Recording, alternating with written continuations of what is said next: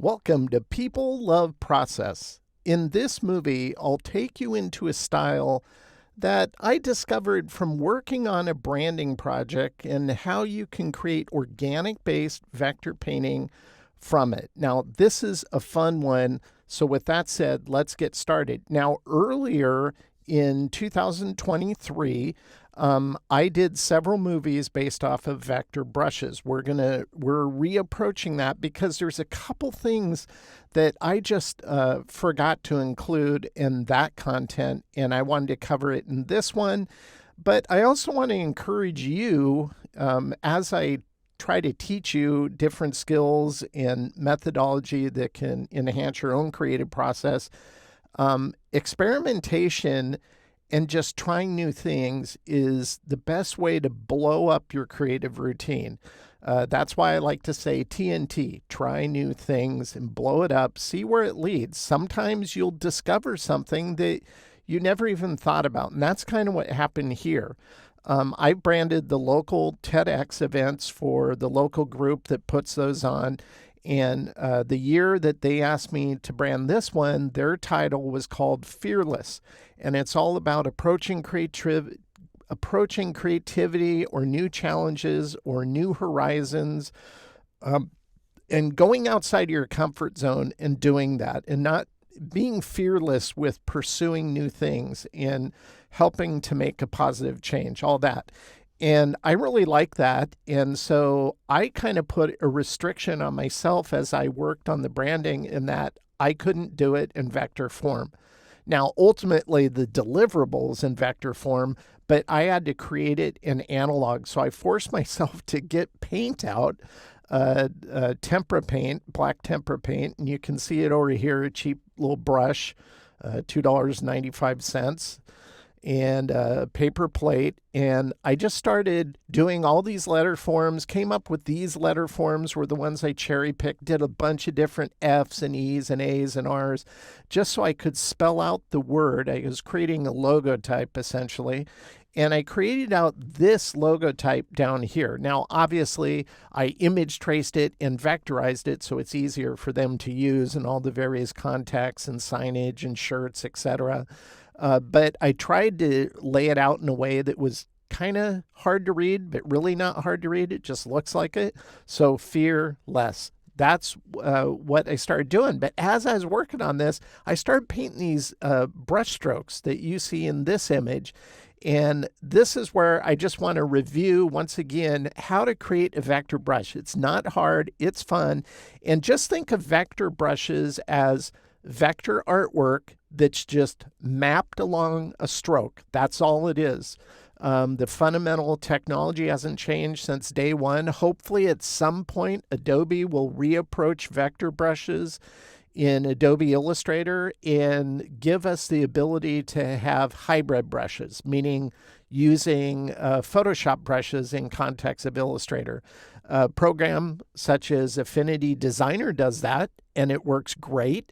There's no reason why Adobe couldn't do it. They just haven't done it yet. And I think it's just because the team doesn't use Illustrator themselves, so they don't know any better. So if you think that'd be a great idea, then ask them to do it, because I've been waiting for years and it still hasn't come about. So let's go ahead and create a vector brush. So I'm just going to zoom in on this. This is what I call a Linework brush.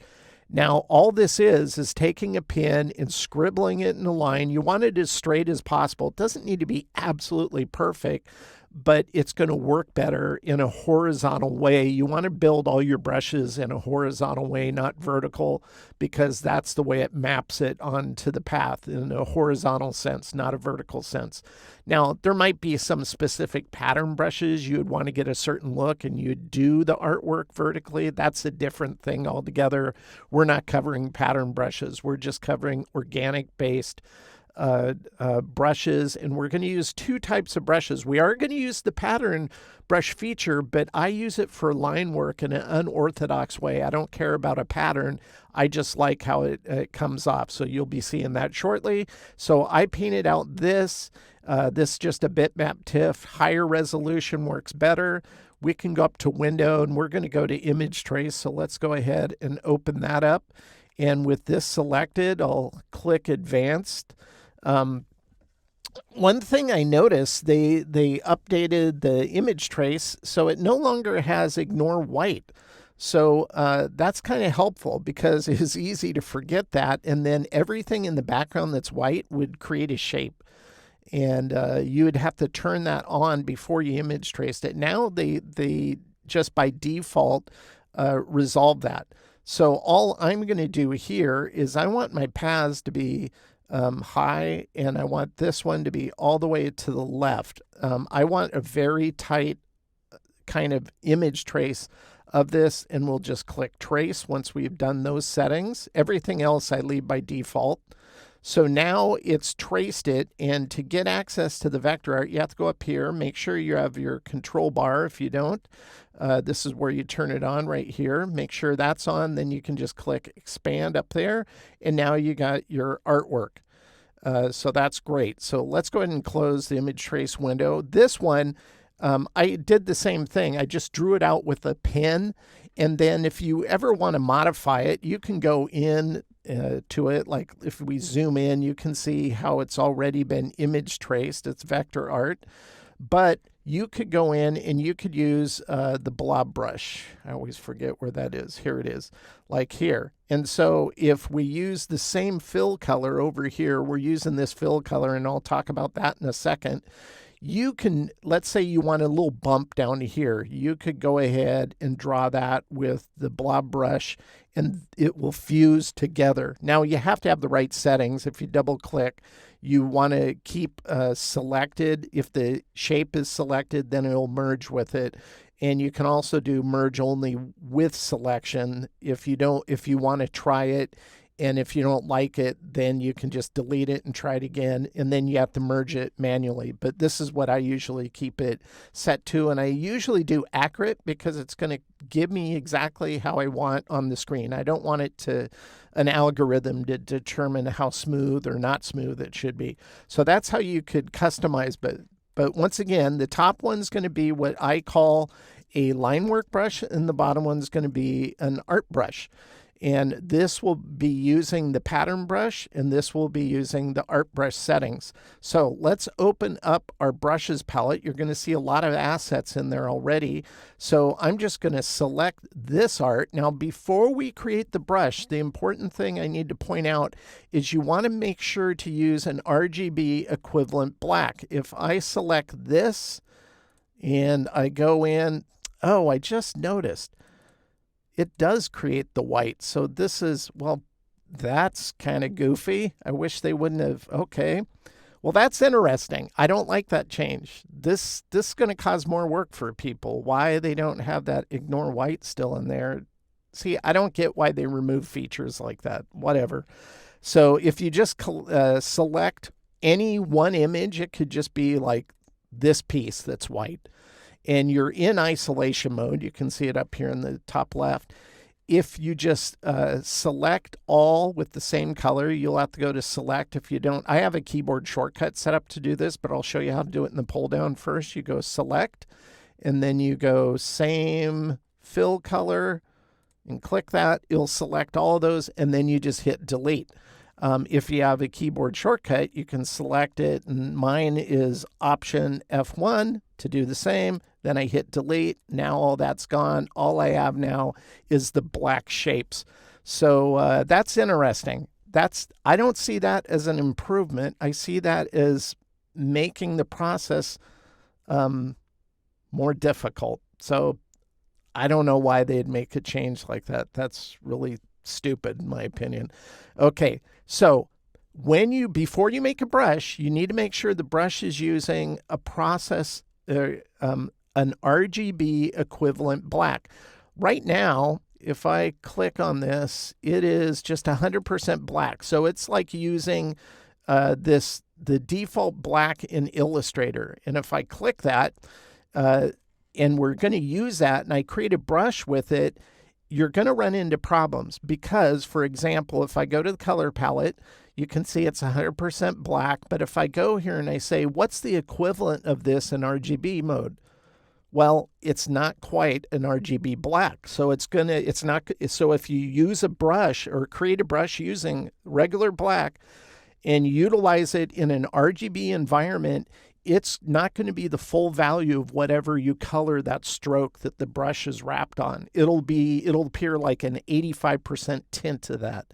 And that's not what you want. So you want to use what I call an inky black. Now, I just call it inky black because it distinguishes it from the others. But if I go ahead and click into this, you can see inky black's just my name. You might think of it as a process black, but it is a CMYK black because I like working in CMYK, but I want all my assets, if I ever convert to RGB, to convert over and be the appropriate color or equivalent to an RGB black. So if I select this again and we go to color, you can see it's the inky black, but if I change it to RGB, it's going to be equivalent RGB black. So if you work in RGB, you don't have to worry about any of this. Just make sure to use an RGB black and you'll be fine. I just want to point this out in case you work in CMYK. Just make sure to create the inky black. So we're going to go ahead and create the brush now. I'll select this now that we have it image traced, and I'll click the plus. This is going to be an art brush, and then I'll click OK, like that. And here, I'm going to leave all the defaults. We're just going to call this one, for lack of a creative name, Beta Art Brush, like that. And method, this is allowing us to color it. So we're going to go tint. So whatever color we color the stroke, it'll color it. And that's all we need to do. And we'll click OK, and it's added it right here. Now, another thing, when you image trace, if I select this and I go to a plugin I use by Astute Graphics, you can see that it's 8,171. I probably should have optimized this before I created my brush, but that's okay. I'm going to show you how you can correct it after you've created a brush. And this is one of the things I forgot to do. So we're going to go back to the source art right here that we have on the desktop. And I'm going to open up what's called Vector First Aid. Well, first, let me show you the native aspect of Illustrator. You can go to Object, you can go to Path, and you can go to Simplify. It'll open up a window that's smaller than this by default, and I've always made sure to click this on, so this is what shows up. And here you can see it's 8,000, and you can go down to 2,522 by making these adjustments. So if I click OK, now you can see it looks relatively exactly the same, but we've lost over 6,000 anchor points, and that's going to help prevent file bloat. So that's good, but this art is still pretty crude, and this is where Vector First Aid comes in, because with that open, let's go ahead and scoot this over. Actually, we'll just zoom out just a little bit so you can see the artwork. And I'm going to hide the anchors so it doesn't impede the visibility of the art. Now, if I select this, and by the way, to hide anchors is Command H or Alt H on a PC. I think Alt. Is it Alt? I don't remember. I don't use PC. You know what I mean, though. If I select this brush, you can check your vector art to make sure there's no problems with it. So I'm just, with it selected, I'm going to click Check Selection, and it runs through and it says, these are the issues it found. And so I always go Fix All, and then I'll run a check again. There's still some problems. I'll go Fix All, click Check Selection, no issues found. Now the artwork's clean. That's great. So how do I use this for my brush instead of what we originally used, which is in here? Well, if you just drag your art and hold Option down, it'll replace this artwork, and then you just click OK, and now your artwork is placed and up to date, and you don't have to create a new brush. So I just wanted to show you that because that's something I forgot in the original course. Now, obviously, Vector First Aid is a plugin by Astute Graphics, but it's great because otherwise, there's no way to fix those things in Illustrator. There's no native way, that is. And that's why plugins are great and provide methodology like that to improve your workflow and ultimately the art you're creating. Now we're going to create a Linework brush. So I'm going to take this and I'm going to click the plus sign. And on this one, we're going to do it unorthodox. I'm going to click on the pattern brush. And this is just something I discovered years ago, is if we apply it to a pattern brush, we can tell the corner, just forget it. I don't need any corner. I just want the straight. And we can go beta Linework brush like that. And again, for method, we'll go tints because we want to be able to color it, and click OK. So that's added our beta brush.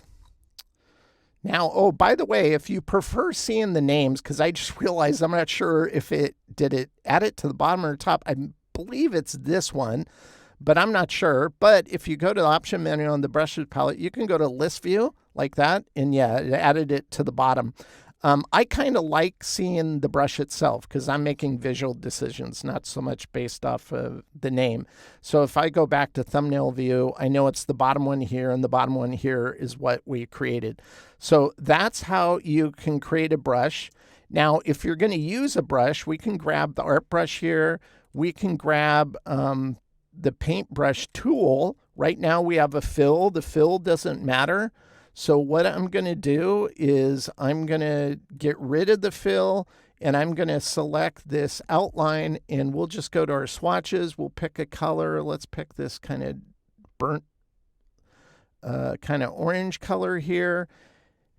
So I have the brush selected, I have the color loaded, and I'm using the paintbrush tool, and I can literally paint out like that. Now, I'm not using a Wacom tablet, so I'm just using a mouse. So it just depends on your dexterity and if you want to use it that way. That's how it works. But if I go the same direction, it'll map that brush to the path in the same way. If I go the opposite way, right to left, it'll do it in the opposite direction. So that's kind of how you flip it around, if you will.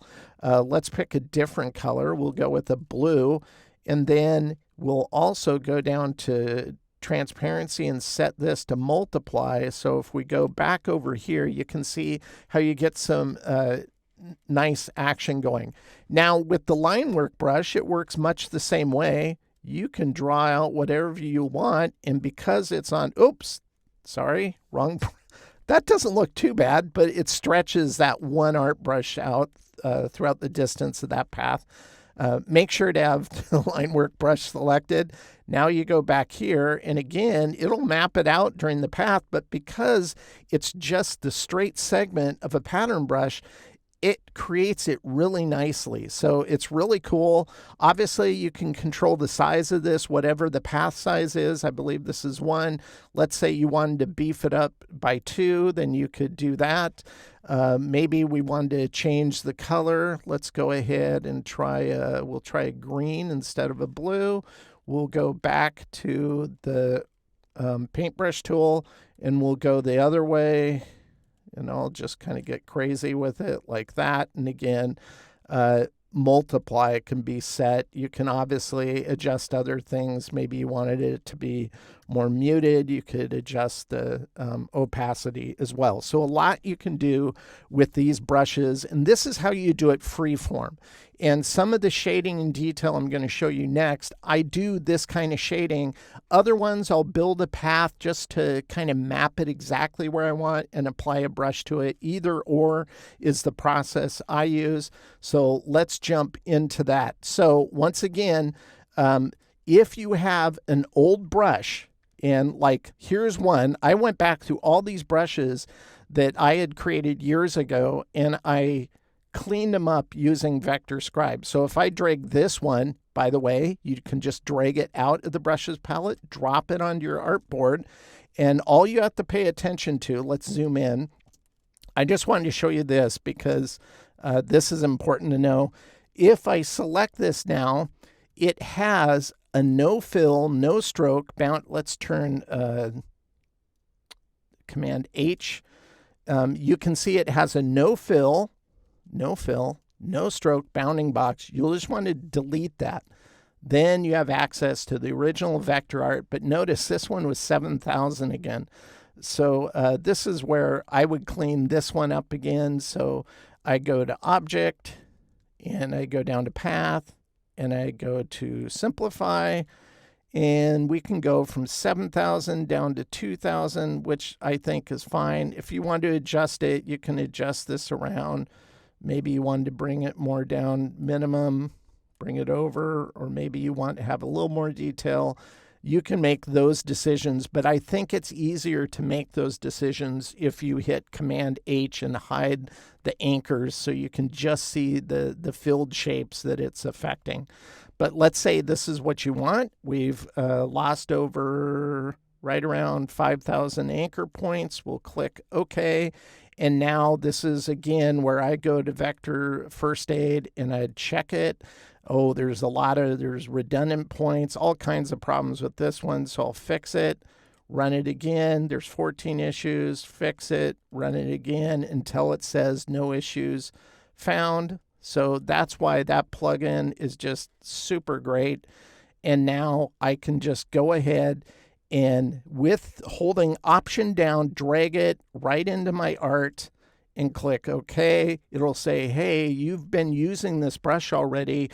Do you want to apply it to a strokes? Yes. So whatever your art is, if you've already used it within your art, and I have on this one, it's replacing all of those permeations of that brush applied to different paths, different colors, and it's updating all of it. And this will ensure a smaller file format when it's all said and done. So that, I just wanted to show you that because that kind of cleaning house is important. And I'll be showing you something coming up that will explain it even more in terms of it affecting the file sizes as well. So with the project that I'm going to take you through, it all started with the thumbnail. Now, I did this artwork for Adobe years ago when they were showcasing different types of things you can do in Illustrator, and they asked me to do a header that they're going to use in their promotions and on their website. So it started with the thumbnail. I wanted to do vector art style because the theme was vector brushes. So it kind of went with that. Obviously, this is going to fit this type of proportion. And I always look at reference whenever I'm working on this. I knew I was going to do a toucan, so I'm looking at toucans. Let's close this right now.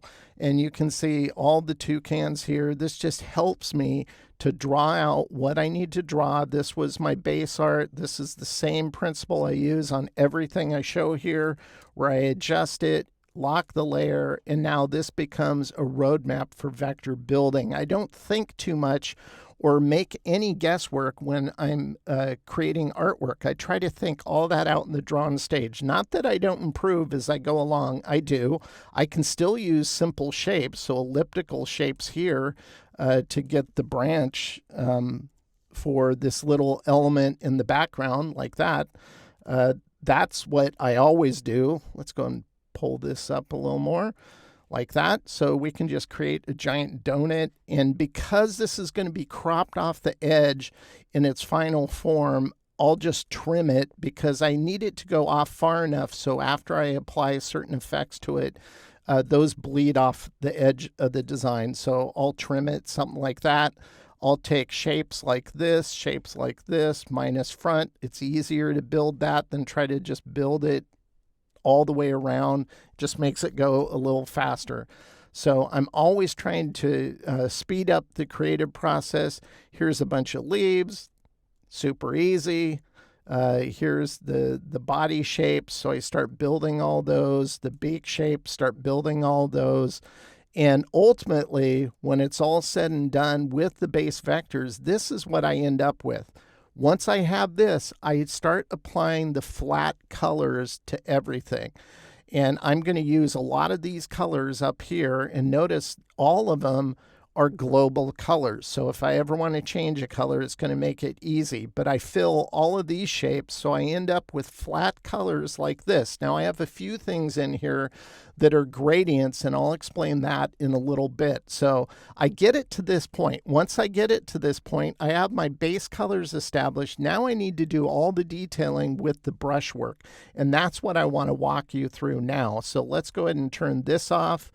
And we don't need our sketch anymore. And I'm going to go up here and I'm going to turn on this, because this is where I start separating elements and putting them on their own layers. And this is why layers is a great habit to get into, because it's easy to toggle on and off layers to control what content you're going to be working on. So right now, I want to start on the bird and some of the branch elements, and I'll just show you how exactly I go about doing this. So let's zoom in on the bird right here. And like if I take the top elements, we'll turn on the brushes so we can access them. If I take all of these up here, notice these have fills and strokes, because these strokes are going to be turned into those Linework brushes. So if I select these three and I go to my Linework brushes and my palette over here, and we'll select the first one, it's going to wrap that around. Now that looks kind of bad. That's because it's too big for the size we're working at. So we're going to adjust the size and it'll improve the aesthetic. So this is 1 point. We'll try knocking that in half. And I think that looks pretty good. Now, if you didn't want to do them all the same, you could do this one for that. So there's a little variation. That's fine. We can take this one here. We can do the same. Apply this to it. Go back here. Adjust whatever size. I think something like that might look pretty good. What I usually do is I'll even go in with the corner widget like here, and I'll add rounds and just subtle rounds in here, because it allows that brush to wrap around, so you see how it adjusts to the outside, and it improves the aesthetic. Because once it hits a corner, sharp corner like this, it won't wrap that brush through that corner. So to get that, you can just add a subtle, doesn't have to be a big round. It's just a subtle one. Then it will continue wrapping around and going around a shape. So I just wanted to show you that. Let's go ahead and go down to his wing here.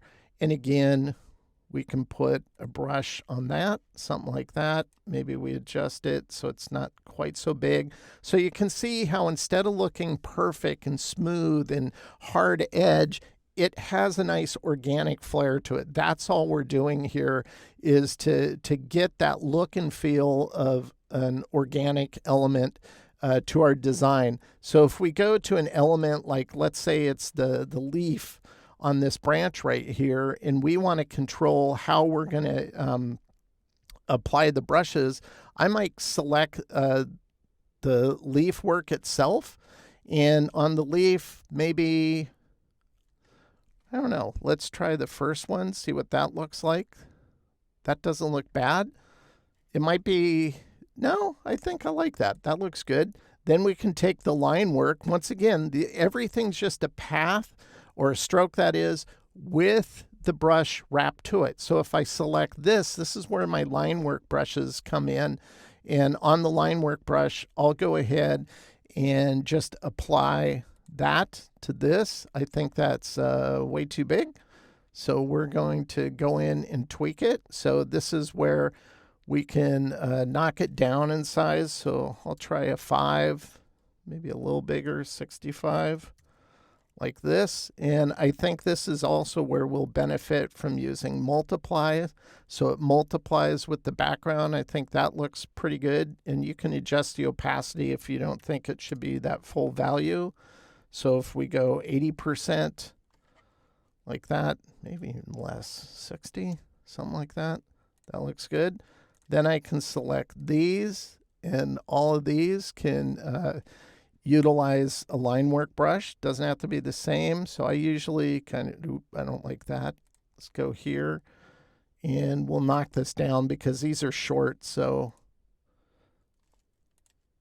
we'll do that one with that one. We'll do this one with this, and like this. You can also make Linework brushes that are different lengths. Remember, you create a brush horizontally, so if you have short segments like this, you could create a brush that's shorter and it'll technically work better in a context like this. Or you can just go here and adjust it. I think that's too small. Let's try 45, like that. And then we'll just use multiply, and I think we use 60, like that.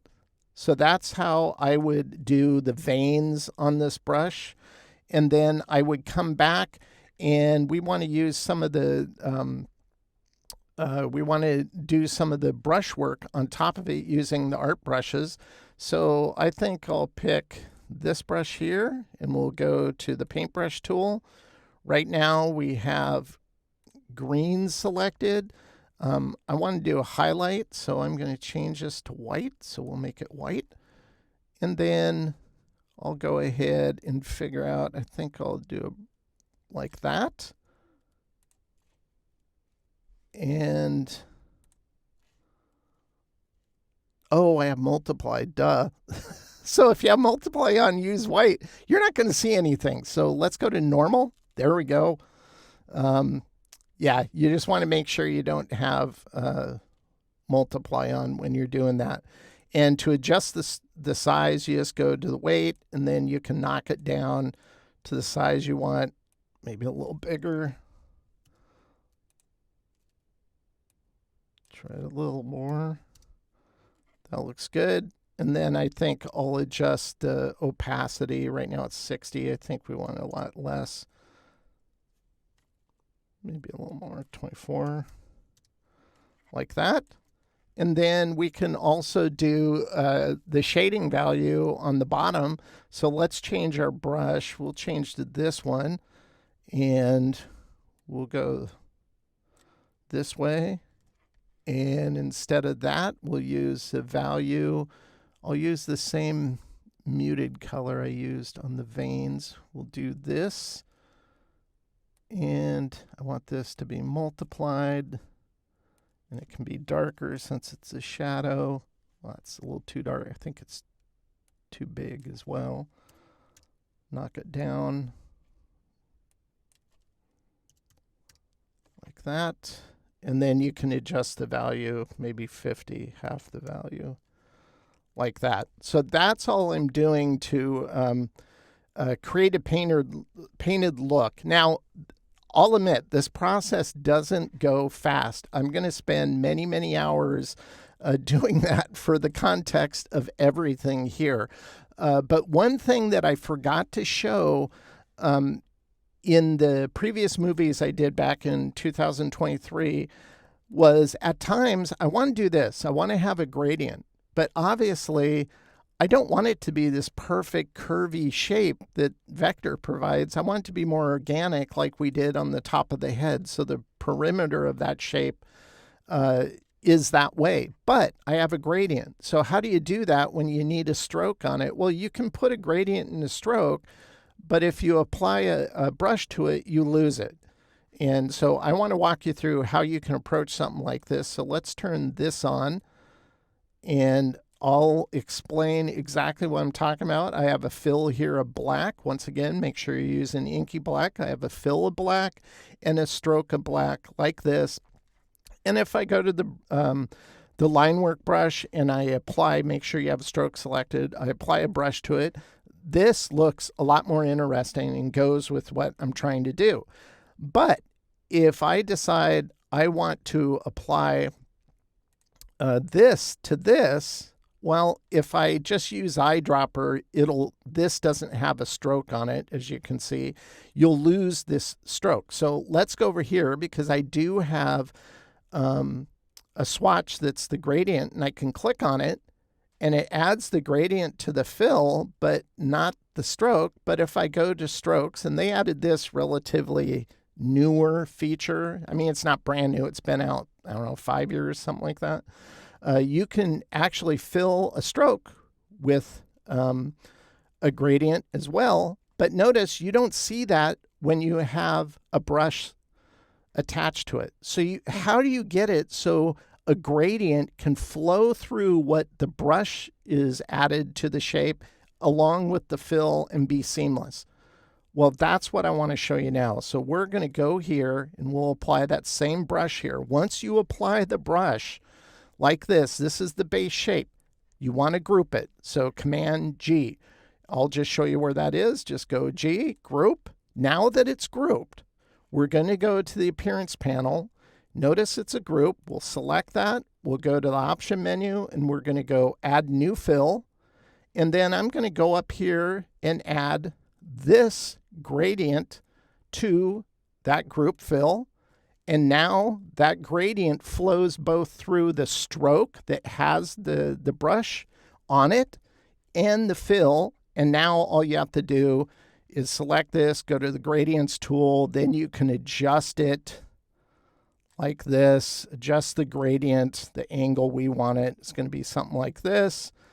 And now it goes through both that brushed line work on the shape.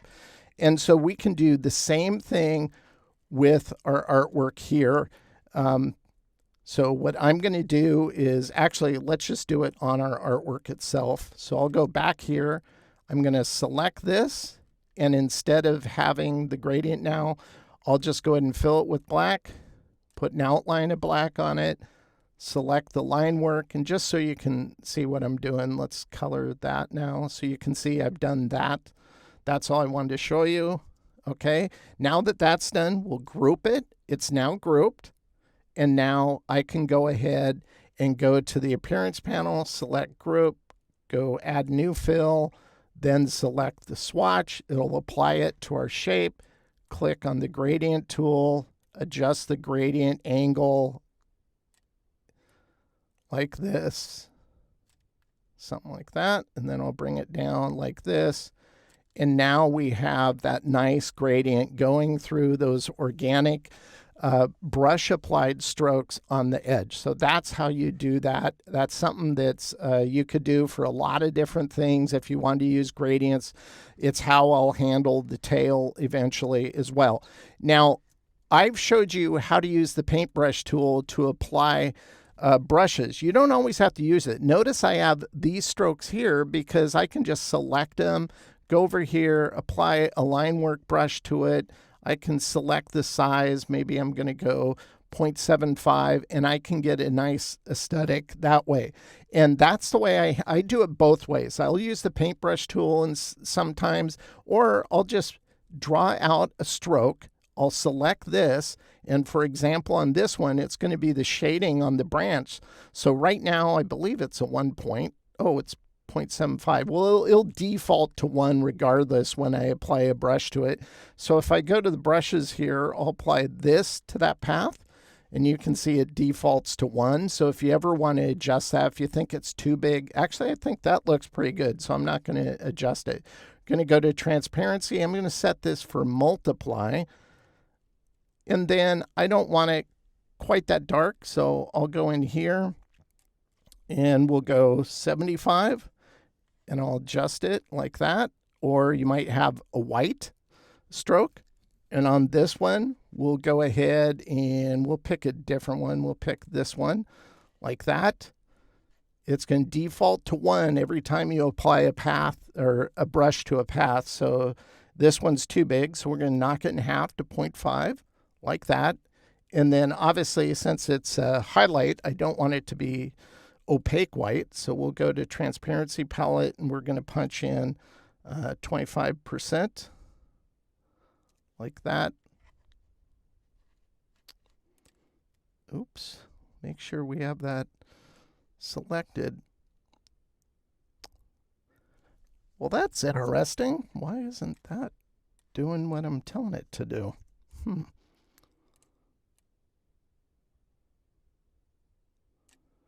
Well, that's weird. I'm going to bring that to the front. It's like totally, oh, do we have it grouped? Sometimes I do. No, it's not grouped. It's just a path. Well, that's odd. I'm just going to reset it. And we'll fill it with white. And I'll go back to the this, and I'll apply, I forget what brush I use. Was it this one? No, it's this one, I think. Okay, I'll apply the brush. Now the transparency palette, this is 100%. So if I click on this and I adjust it, 35, now it's behaving. I don't know why it acted that way. It was acting like, oh, I don't know what to do. Okay, now we'll adjust the size. That was weird. I've ran into that a few times. It might be Illustrator 2024. Now on my workstation, I always stay almost a version back. So I'm using 2023 on my workstation. This must be a new issue in Illustrator. It's an annoying bug. It's not something that you can't work around. I think you can. It just, this should never get released this way. I don't know how these get through. So I adjust it. So my whole point is you can control, actually, now that I look at it, I think if I copy this and paste behind the other one, no, I like it there. Maybe it's just too, I need to adjust the opacity more. Maybe 25 would be better. There.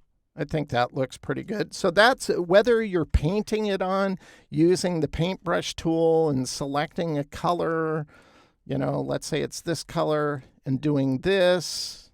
That's pretty small. Let's knock this up to like 3. You can handle stuff like this in whatever setting you had, like opacity, it's going to remember it and apply it the next time you use the tool. So if you don't want that, just reset it to 100%. And that's how you can go about detailing your artwork. Now, what I'm going to do is I'm just going to turn off these layers because this is how I approach building it. But obviously, I want to walk you through the final art and some of the detailing I did, and then explain to you how to optimize your files. That's really important with this style. Otherwise, you get huge files. The first one I ever did is over 1 gigabyte, and I'm going, this is nuts. And it eventually became, it got corrupted because of that. So I want to show you something to protect your art.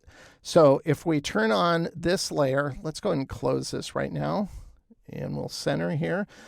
This is my background layer, and I wanted this gradient to be in there. And then on top of it, I did the vector painting like this. And again, I just built paths like this because if I tried to do this manually, there wouldn't be just 2 anchor points. There would be all kinds of anchor points on there. So for instance, if I did that, and let's go ahead and go to the paintbrush tool here.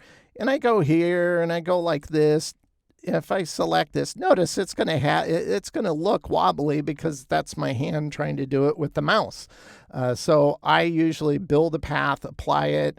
I'll move it over into place, and I'll structure those just to get that kind of gradation look of going dark into light as the background. Then I'll use faders on top of it, just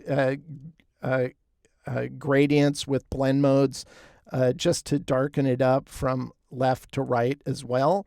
And then if we go up here, I have the Toucan in the foreground with all the brushwork in place.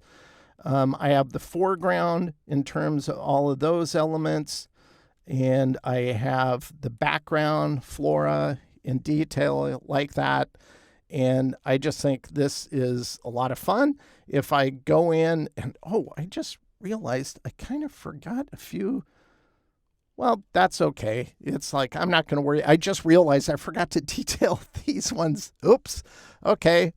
There you go. But this is where at this point now, Illustrator or Adobe, that is, had a specific size I work in. So I do have this that I'm going to end up masking my artwork in to provide it to them, because it will have text that will show up in the bottom left. It'll say like Adobe Illustrator vector brushes or whatever, and that'll be the intro graphic into the section they were going to have. But I always like adding textures, especially on a style like this. So I'm going to click this on. This texture was made from an old toothbrush. I've used this over and over. And if you look at the source files or get access to them through the link in the description below, these textures will be in there. Look at the creation date. I believe this one's about a decade old now. So I created this quite a few years ago, but I'm just going to select this and I'm going to go up here to this turquoise color. And right now, but oops, I need to do the fill because it's just a bitmap TIFF. We'll do fill and it'll apply that color. And I did this just because now I don't want 100%. I want some translucency to it. So we'll go 60. And that's just to add that artifacting and flecking through the artwork that looks really cool. We'll zoom in on this in just a little bit. Here's another one, the exact same texture, rotate 180 degrees. And on this one, I'm just going to add white like that. And then I'm going to knock the opacity down to just 35. So it's very subtle like that. Why did I do that? Well, let's zoom in. I'll show you why. Zoom in like this. This is what you end up getting. So you get all those little artifacts going through. It looks very organic. A lot of fun. Actually, this doesn't look bad without the brushwork in it with the speckles. If the speckles weren't there, it would bug me, but that looks fine. So I really like how texture really makes it more immersive when it's all said and done. Now, obviously, I'll create my file like this. Now we save a version that's layered, so I can always go back to it and use it for other things if I want to. But on this one, we're going to go ahead and just turn on the mask. And now I'll go ahead and just Command A, select everything. The mask layer is on top of it. And I'm just going to hit F1, which I have a keyboard shortcut to make mask. And it will push all of that in the mask. That's why keyboard shortcuts are awesome. Watch my Creating with Keyboard Shortcuts movie on People Love. And take those routine things you do every single day and make them one button pushes. It makes life so much easier if you do that. And that's what I did to mask it. This is how it appear, or it did appear on Adobe's site. This was several years back, so it's no longer there.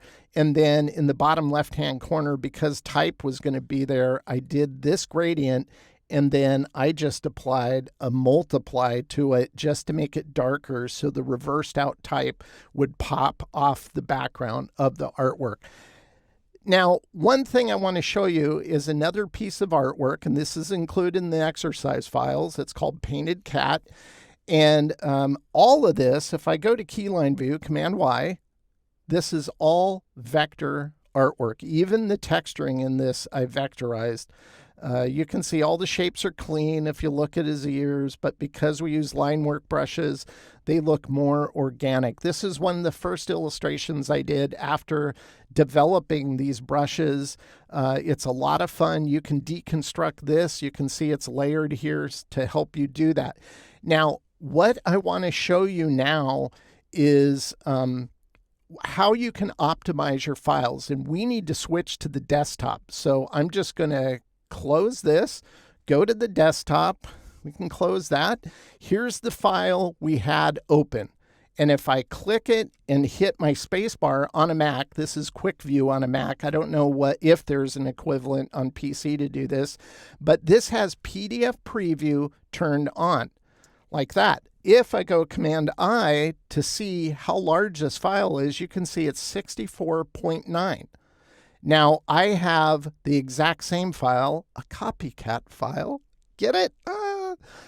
Same PDF preview turned on, and if we go to Command I, you can see it's the exact same size. So exact same file. We're going to open this up now in Illustrator, and it opened up. Here it is. But we're going to save over the top of it and remove PDF preview because I want you to see how much file size you can save. So we're going to go Save As, like that. We're going to save over the top of this. So we'll click Save. Yes, replace is fine. Notice this is what I have checked on almost always for all the files I work on. But for this style, I turn it off. Deselect Create PDF Compatible File. Once you've deselected this, we can click OK. And now we're just going to do Command S to save it. Like that. Let's go ahead and go back to the desktop. And you can see we no longer have a PDF preview. If I preview this, you just get this message. And that's okay, because if we go Command-I, notice how much memory it saves. We've saved over half the size of the other file. It's now only 30.8 megabytes. Now, just to give you an idea, let's go back to Illustrator. We'll go back to our original artwork here. This file that I'm building in, I have PDF preview turned off. So it's only about 39.5 megabytes as is on this final vector artwork. If I had PDF preview turned on, it'd be over 160 megabytes. So your files can bloat. That's how you want to address that. If I go to keyline view, you can see all the paths are still just paths with the vector brush mapping to them to create this final look. So last year, remember, I did a vector brush workshop on the People of Process channel. So make sure to watch those movies, and you can get access to all kinds of vector brushes in their exercise files as well. You can get access to this exercise file. Will give you textures and brushes also. So remember, you can always access the exercise files through the link provided in each movie's description below. Thank you again to those who have become members of this channel. I appreciate your support in helping me to produce original creative projects I can share with you. A like and share is always appreciated as well to help get the word out to other creative people, because it's my desire to help everybody's creative process. I really appreciate if you could share it with your friends and coworkers. Until next time, thank you for watching People of Process. And as always, I hope this content helps you improve your own creative process.